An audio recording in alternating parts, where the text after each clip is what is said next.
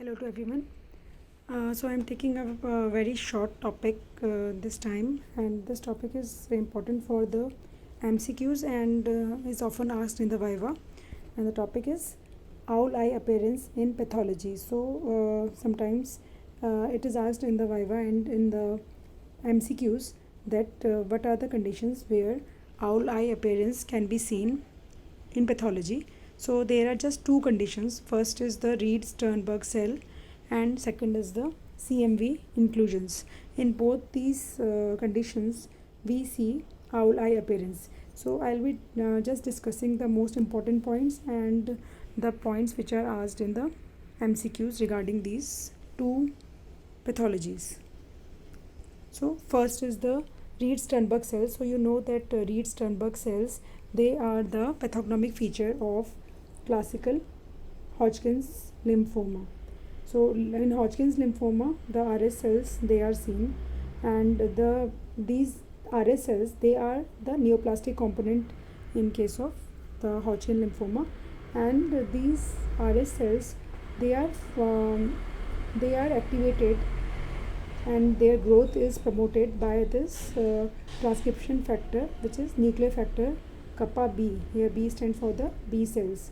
So this transcription factor is activated in Hodgkin's lymphoma, and it further promotes the growth of these Reed-Sternberg cells. So again, this is also asked in the MCQs, this NF kappa B. The other important thing, which is again very important, is that these RS cells, they are derived from the germinal center B cells, and in Robbins it is also written that it is derived from germinal center or post germinal center B cell. So this is very important for MCQs and Viva. And another important history related to these RS cells are there, that this RS cells, they were named after these two scientists. One is Carl Sternberg. He discovered these RS cells in 1898 and he linked it to tuberculosis. In 1902, Dorothy Reed, this another scientist, she again described the morphology of RS cells, and she said that these were not related to tuberculosis, and these are part of a neoplastic process. So that's why these cells are known as Reed-Sternberg cells. Now this is a picture where you can see the Reed-Sternberg cell. So these are the nucleus. The nucleus can be either, it can be multinucleated, or they can be multilobated nucleus, and each lobe having a prominent eosinophilic nucleoli, which is large in size. So you can see these are the cell. This is the cell, RS cell, with these two nuclei and this prominent nucleoli, which is eosinophilic, and this is the surrounding cytoplasm, which is amphophilic, that is mix of pink and blue. And in this picture we can also see the eosinophil in the background. So this is mixed cellularity Hodgkin lymphoma, in which we can see neutrophils, eosinophils, lymphocytes, all these cells in the background. Now this is again from the Robbins. So what is the size of RS cell? It is a large cell which is 45 micron in diameter. Cytoplasm is amphophilic, that is it will have shades of pink and blue. Then the nuclei can be single with multiple lobes or multiple nuclei, and there are nucleus, large nucleolus, which look like a inclusion in the inside the nucleus, and the size of these nucleoli, it is about 5 to 7 micron, that is about the size of small lymphocytes. So they are quite large in size, these nucleoli, and you should remember that these are their staining property is eosinophilic. They are eosinophilic. So this is again RS cell, and you can see these they look like a mirror image. These two nuclei, they look like a mirror image. If you draw a line in between, then you can see that these two are mirror image of each other.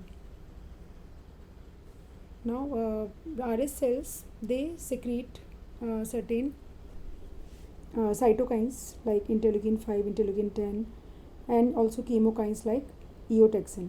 So all these cytokines, chemokines will further promote the growth of this neoplasm. Now next very important is the ISC markers, which are very commonly asked in the multiple choice questions. So in classical, however, you should remember that these positive negative markers, they are not absolute. Sometimes exceptions can be seen when you can find various case reports on the net in which these markers, the positive markers may not be seen or the negative markers may be positive, but majorly this is the generalization that we have made in Hodgkin's lymphoma, that in the classical Hodgkin's lymphoma the positive stains are PAX5. PAX5 is a B cell marker, B cell transcription factor, then CD15 and 30. These very important in the classical Hodgkin's lymphoma. The classical Hodgkin's lymphoma includes nodular sclerosis type, then lymphocyte rich type, lymphocyte depletion type, and mixed cellularity. So the negative markers will be CD20, CD45, other B and B cell markers, and also the T cell markers, they all will be negative. So you should remember these stains, and they are very commonly asked. Then the other type of Hodgkin lymphoma is nodular lymphocytic predominant Hodgkin lymphoma, and it has got different immunophenotype properties. So they are positive for CD20, 45, BCL6. So the germinal center B cell markers, they will be seen in NLPHL, and they are characteristically negative for 15 and 30. Now 15-30 it was seen in classical, but in NLPHL they are generally negative. So again we make these generalization because these are the common findings. Like the positive markers in classical will be PAX5, CD15, 30, and the negative markers will be 20, 45. But sometimes exceptions can be seen, and sometimes like CD20 can be seen in the classical type, but we have to learn what is more commonly seen.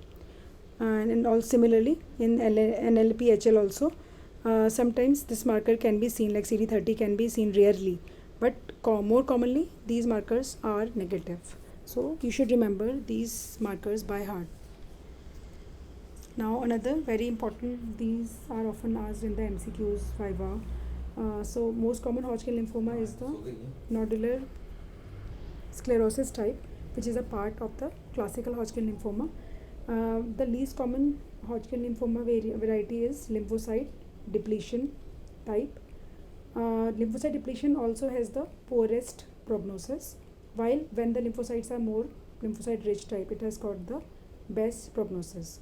Most common variant overall is nodular sclerosis, but in India most common is mixed cellularity type. In mixed cellularity we can see different cells like neutrophils, eosinophils in the background. And most common associated with HIV or immunocompromised state is the lymphocyte depletion type, and lymphocyte depletion has also got the poorest prognosis. Epstein-Barr virus association is most common with lymphocyte depletion, and Epstein-Barr virus can be seen in the varieties like lymphocyte rich, lymphocyte depletion, and mixed cellularity, while it is not associated with nodular sclerosis and nodular lymphocytic predominant type of Hodgkin's lymphoma. So all these points, they are very important for the MCQs. Now another important point again asked are the variants of Reed-Sternberg cells. So they can be a mononuclear variant where the single nucleus will be seen with a prominent nucleoli, and it is also known as Hodgkin cell. So this suggests a diagnosis of Hodgkin lymphoma, although it is not diagnostic, but it will suggest towards Hodgkin lymphoma. Then second is the lacunar variant. So lacunar variant is very important. It is seen in nodular sclerosis Hodgkin lymphoma. In nodular sclerosis Hodgkin lymphoma, there are nodules which are separated by the collagen bundles, and the RS cells, they are a little bit different. Their cytoplasm is disrupted or clear, and it is because of the artifact of the formalin artifact. So this is the reason is the processing in the formalin. So because of which this cytoplasm gets disrupted, and it gives this empty appearance around the cell. So this variant is known as the lacunar variant. Then third is the popcorn variant or lymphohistiocytic variant, which is seen in nodular lymphocytic predominant Hodgkin lymphoma. So here the nucleus is multilobated and it shows multiple infoldings like here. So it looks like a kernel of popcorn. So it is known as the popcorn cell. And again you can see in the background the lymphocytes are there because it is the nodular lymphocytic predominant Hodgkin lymphoma. Next is the mummified RS cells, and they have got a pycnotic nucleus like this.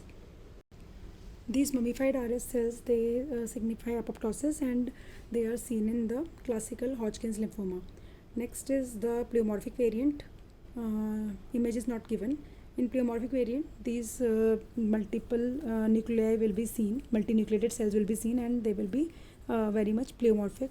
Then they will vary in the size and shape, and it is common in the lymphocyte depletion type. So you should remember all these variants of RS cells and where they are seen and what is their significance. Now next is the differential diagnosis of RS cells. So there are certain cells which can mimic the RS cells in appearance. One is infectious mononucleosis caused by Epstein-Barr virus, and in infectious mononucleosis the nuclei, they are basophilic in appearance, and even the cytoplasm is basophilic, and the lymph node architecture will be maintained. In high grade solid carcinomas, again cells which are similar to the RS cells can be seen, and in certain high grade NHLs, particularly peripheral T cell lymphoma, it is difficult to differentiate because it has also got mixed cellularity, like neutrophils, eosinophils can be seen in this peripheral T cell lymphoma, so can be confused with the mixed cellularity variant. So these are the differential diagnosis of RS cells. They are known as RS-like cells. So we have to use the morphological features and immunohistochemical features to differentiate them from the RS cells. So this was all about the RS cells. Next differential diagnosis of owl eye appearance is cytomegalovirus infection, and it is commonly seen in the immunocompromised individuals. And here you can see that again it has appearance of owl eye because there is large inclusion inside the nucleus, and this inclusion is basophilic. In RS cell the nucleoli was eosinophilic, but in this CMV infection this is not a nucleoli, this is a viral inclusion. So this is viral inclusion which is basophilic in appearance, and in addition to this the small granular inclusions are also seen in the cytoplasm. So this box is from the Robbins.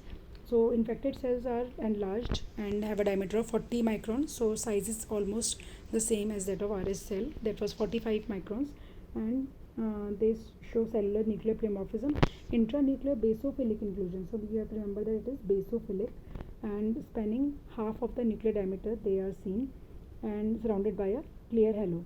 And in the cytoplasm the smaller basophilic inclusions are seen which are granular in nature. So again this is the image.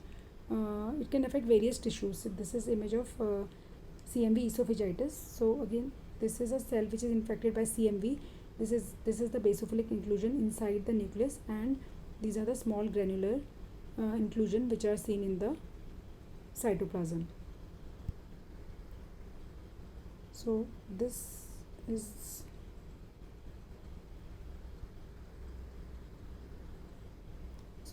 the cell, and this is the nucleus, this is the inclusion, and these are the small basophilic granular inclusion seen in the cytoplasm. So this gives an appearance of the owl eye. So that was all about the owl eye appearance. So you should remember these important differential diagnosis, RS cells and CMV inclusions. Also I would like to tell that the inclusion in the various viral infections, they can be intranuclear inclusions, they can be intracytoplasmic inclusions.